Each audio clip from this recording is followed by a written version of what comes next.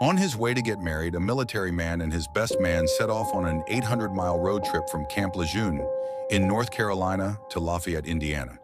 It was 1 a.m. on a cold January night in 2014, and the man tells Monsters Among Us that the weather was bad and temperatures were in the negative double digits. As the pair closed in on Indianapolis, they discovered they had no money to pay for gas to refuel the car and were about to run out. Growing up in the trucking industry with my dad, I decided to stop at a truck stop, the man explained. But because the main interstates were shut down due to the weather, they had to get off the highway and search for a truck stop along the back roads instead. We found a smaller truck stop. It had one truck, and it was just kind of strange. It was just a blacked-out truck with a blacked-out trailer. There was no real markings on it, nothing distinguishable, he says. They went in, hoping a clerk or waitress would spot them a few dollars for gas enough to make it to Indianapolis, at which time they'd go to the bank, take out cash, and pay back the loan. Inside, they found a tidy diner, occupied by a waitress, cook, and a lone truck driver.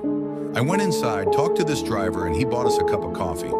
We sat there and talked for about 30 minutes about what was going on and where we were headed, and he gave us 20 bucks for gas. I went outside, pumped our gas, came back in, and I told him, "Hey, I really appreciate it. I'll be back." Making good on his word, the man got cash from the bank upon arriving in Indianapolis and returned to the diner.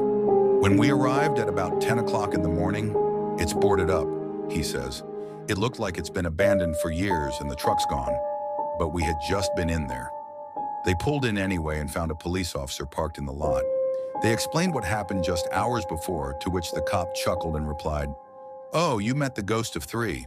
So, two military members converse, had a cup of coffee with, interacted with, three people at a diner that had a fuel pump. I got $20 worth of gas, says the man. When I came back, it'd been boarded up for, if I remember correctly, the cop said it had been boarded up for the last 25 years.